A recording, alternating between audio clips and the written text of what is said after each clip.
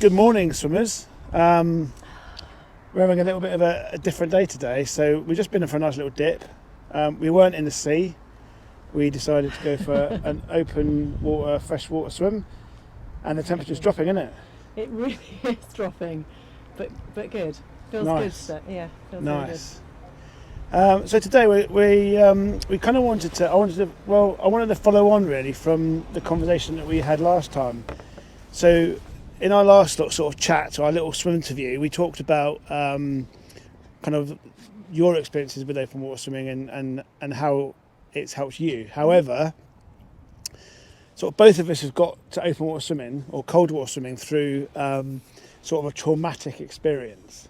And although I've spoken about a little bit about mine over the years, it'd be really interesting to hear about your journey and Okay. sort of what happened to you, if you're happy to talk about it, Yeah. and to sort of learn about initially what happened and then the stepping stones that you took to get into, I suppose, the space that you're in now. Okay. Where to start? So I fancied the idea of cold water swimming before I had met you, and we started chatting about it. And so I think it took that kind of like final, push to get me into the water, because I definitely felt conscious of getting in because of the issues that I've had with my spine. And I think I've always been quite protective since I've had my surgery, and I've kind of started to make a lot of recovery through my yoga. And so sometimes trying new things can feel a little bit like it does, it feels like a slightly uncomfortable place to be. And so I felt quite protective of my neck, and I've had a 2-level disc replacement in my spine, right at the top of my neck, 6 years ago, and have made great progress. And so I was worried that the cold water might actually aggravate my discs, but I'm pleased to say that so far in my cold water journey, I'm not finding it to be a problem. I'm actually finding it to be really exhilarating. It's really helping with my resilience. It's really helping me to feel like I can push myself that little bit further when sometimes my natural disposition is to think that perhaps I can't. So I suppose it'd be interesting to learn to actually what happened. So what caused what caused you to have all the surgery and the issues with your back? I had a car accident back in 2002, I think, now, so a long time ago. At the time we were all fortunately relatively okay. We walked away from the accident, but I had immediate issues with my sternum and my spine. And that kind of escalated over the years. It took quite a long time to get to the bottom of exactly what had happened to my spine. And so it took from 2002 until 2014 when I finally had my surgery. So there was a lot of stuff that went on in between that time, lots of different therapies, lots of different procedures and medical intervention, holistic intervention. And then eventually I had a 2-level disc replacement in 2014 in London at the Wellington with a great surgeon, and it has completely transformed my life. The surgery's been amazing, and it wasn't straightforward, it wasn't easy, but the recovery was long, but it's been great to get to where I am now, because there was a time when I didn't really think that I would have much quality of life, because it had definitely diminished a lot. Yeah. And just through some of the personal experience, you sometimes you can't see the light at the end of the tunnel. No, I mean, you can't see the solution. A lot about that. I'm guessing you have had to go through so many surgeries. Yeah, I mean, so many procedures. I mean, I always say this is it's not like a game of top trumps. It's like I've had lots of surgery. I've had, but a lot of them were to correct previous surgery, which they knew it was a plan. Okay. So it wasn't a case of like I needed surgery fix something? To fix something. It was actually to make something more, to be more mobile. It wasn't ever cosmetic, because if it was, I'd have a lot done to my face. So yeah, it was all functionality based, and Okay. that's the reason why. So it's like a lot of stepping stones Yeah, to keep to you get- going. yeah. And I guess, is there still some that may happen ahead in No, the future? so Or? I'm pretty much. I mean, the only thing that I still suffer with is a little bit of nerve pain, Okay. and that is usually so with a blast injury. The nerves can sometimes grow in different ways, Okay. and I've had to have one in my left leg sorted out a few times. And I've had similar sort of back issues to you, but that's probably more related to actually using my prosthetic legs. Yeah, because is there a lot of pressure that's put on Yeah, the and, spine? and the kind of the weight of my legs is, they're quite heavy. So They're very heavy. I felt them the other day, and I was quite surprised by the weight that you're having to carry around, yeah, using, energy from your lumbar spine Yeah. repeatedly all day long. So, do you feel a real sense of support and kind of relief when you're in the water? yeah. So actually, there's two things really for me. One, I feel normal again. I'm stood up straight in the water. Yeah. No one can see my legs or the lack of legs, and of course I don't use my legs in the water because totally. I would sink to the bottom of the water if I did. So I feel normal in the water. I feel, it's weird saying this, but protected by the water because people can't see me, and so I'm just a normal person again in the water. And yeah, the water. It's a space where you can just completely be yourself. Yeah, absolutely, and it does support me, as in it supports me physically, Yeah. but it supports me to achieve what I want to do. So whether that's something physical like doing an event, but it supports my mental and physical well-being as well. So Does it increase the drive kind of in you to keep doing those things, to keep pushing yourself? But at the same time, does it give you that space to kind of, like you were saying a minute ago, just to be yourself? So do you feel like there's these two elements to swimming? yeah, so sometimes swimming and getting into the water, and in fact the swimming part's the easy part. Yeah. Sometimes getting into the water is the challenging part, and I suppose Okay. the reason why I like to do things is because, or I like entering events, it's I suppose for two reasons. One, I think it'd be disingenuous to the people that first looked after me when I was first injured. It's kind of like recognising what they did for me and not rewarding it, but saying thank you in a way for what, by continuing my life, by living my life in the manner that I am. But yes. And then also, I suppose, of course I'm doing it for myself, and then for, I suppose I'm also doing it to encourage other people in a similar situation Definitely. that have got some sort of restriction in their life, whether it's mental or physical, to go in and have a go at doing something. But I think that speaks volumes, and definitely for me, because I would consider, the trauma that I've been through to be considerably less, than what you have had to endure.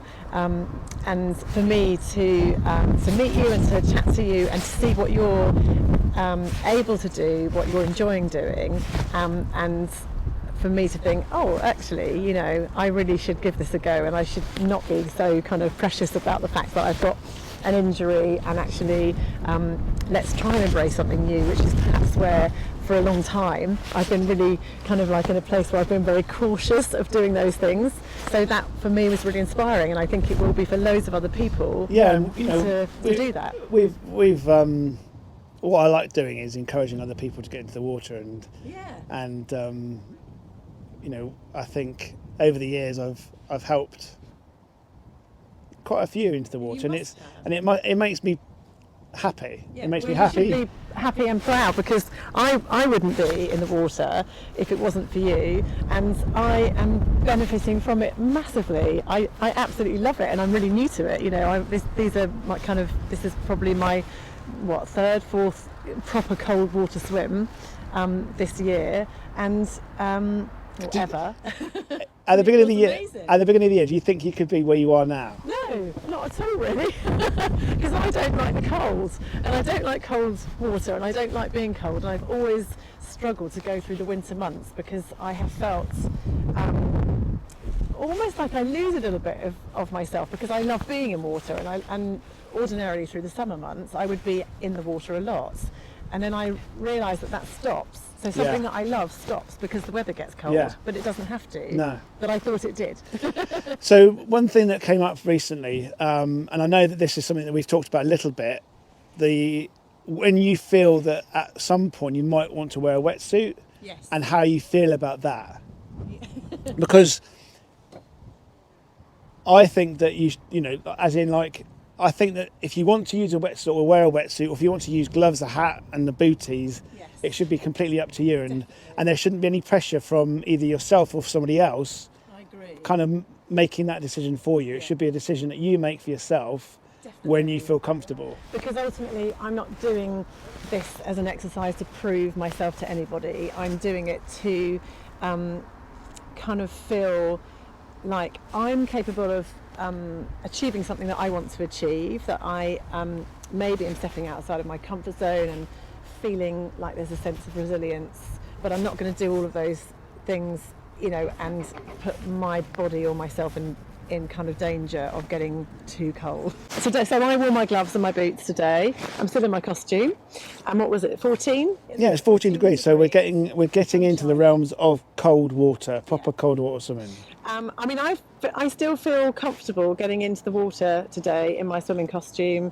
The breathing's really helping me, so the yoga breathing, and just kind of feeling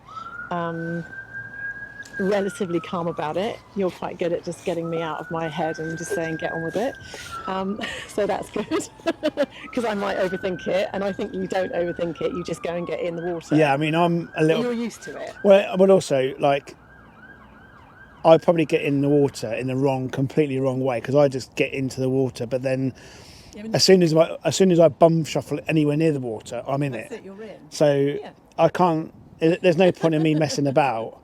I don't do it the right way, but you do it in the right way for you, and actually that's the deal, right? We're all doing it. So my right way might be slightly different to your right way, and I guess as long as we're all being sensible and safe about it, and you're really good at keeping time, so that we're not in for too long. I'm rigid. Yeah, I didn't have my watch today, did I? And you were like, it's okay, we've been in for 13 minutes. And so I think that, actually that's a really important part of it, that we're all doing it for different reasons, and everyone I've met in the community so far is kind of bringing something fresh and different to the table, and they're exploring it in a way that works for them. So I guess that we can all do that, but at the same time we can enjoy it together. Let's have a little think about resilience and how I'm going to lump two things together here. Okay. So yoga and open water swimming. How has this journey through your post-traumatic growth, the way you've grown over the last few years, how has yoga and open water swimming sort of benefited that journey to resilience? It's a big question. And what does even resilience mean? What does it kind of mean to you, I suppose? Well, I think there might be lots of layers of resilience, but if we're talking about it with regards to cold water swimming, first of all, let's say, I feel that this, for me, is giving me an opportunity to find a new resilience within me. So it's giving me that ability to really focus my mind when it's something that... So I know I love swimming, but I know that perhaps I don't love the cold, but putting myself into that situation, into the cold water, is making me actually begin to love it, and it's making me feel more resilient too. So I guess what does resilience mean? It's making me feel more capable of coping in that environment, which then makes me feel more capable of coping in other environments that perhaps feel slightly uncomfortable. So it's tapping into the places where you kind of feel like you need to work a little bit harder to dig a bit deeper and show up and say, right, I'm gonna give it a go today. Because it's always made me feel like if I can cope with that, it's even like, I suppose it's my mind knowing that I can cope with that, so I can cope with this. Yes, totally, and that's very much the case for yoga. And so in yoga practice, there's a lot of discussion and sort of awareness in your practice of when you're coming into places that maybe feel more challenging, or poses that feel maybe a sense of discomfort, or a place that the body doesn't naturally want to go. So long as you're not forcing your way into it, actually finding a way to kind of ease yourself into that place and to be in that space with an ability to still kind of soften and not grip and not kind of bring that tension, then we learn stuff from that, don't we? About Yeah. how to translate that beyond the yoga mat, beyond swimming, the lake, the sea, wherever we are. Yeah, and I suppose that in particularly when it gets cold, it's actually letting go, and just allowing the water sort of, and your body to kind of like work together, I suppose, in a way Definitely that can to support each other. Yeah, because I mean, I remember, when I first started cold water swimming in particular, I stayed in for too long, and I really You'd like push through it. yeah, and actually I was cold for a good while afterwards, and it was just a lesson for me, actually. So has it made you tune in to your body a little bit more? Be aware of tune when in, to... But also that was a wake-up call. But also that's kind of why I am the way I am now, is I really look out for myself and the people that I swim with. Yeah. And I could probably stay in for longer if I wanted to, but it's not about... No. It doesn't really prove anything. No, and so that's so important, isn't it? It's me getting in the water for that. I want to be in the water for a while. Yeah. But I think that the 20-minute mark, that's the time when I agree. need to be thinking about when I get out of the water. Because you've had that feeling, you've had that, you kind of, you get the sensations, you feel the experience, but you're not, like you say, trying to prove anything. And then afterwards, it allows you to know that you've managed the situation in a kind of sense, like in a mindful way. Yeah. I think for me, it feels like that. I think, I'm not here to push. I'm not here to force. I'm here to feel it. And it might be different. Like I might come swimming tomorrow, and I might end up not in the water so long because I just, might not. Yeah, exactly. That's okay. It's fine. So before I suppose we wrap up, 'cause I think we've done this we've had a good chat here. It'd be interesting to hear about your journey now. And what I have noticed over the years is that there is a common theme with open water swimmers, and in particular cold water swimmers, and their journey through some sort of trauma into growth, and how that has affected them. And I think I'd be interested to hear your stories about what that journey looks like for you. So if you feel you can, then please reach out and leave a few comments below about how it'd be really great to share them. Yeah, and it'd be interesting to hear other people's stories and how it's helped you. And actually, I might even contact you and ask you to jump on for a swim interview yourself to learn a little bit about your journey. So that would be great. Please leave a comment below and let's have a chat. I hope you've enjoyed this brief conversation, and please feel free in sharing it and amongst your friends, and hopefully it'll help somebody else. And of course, if we don't see you on here, we'll see you in the water. Have a good one. Cheers. Bye.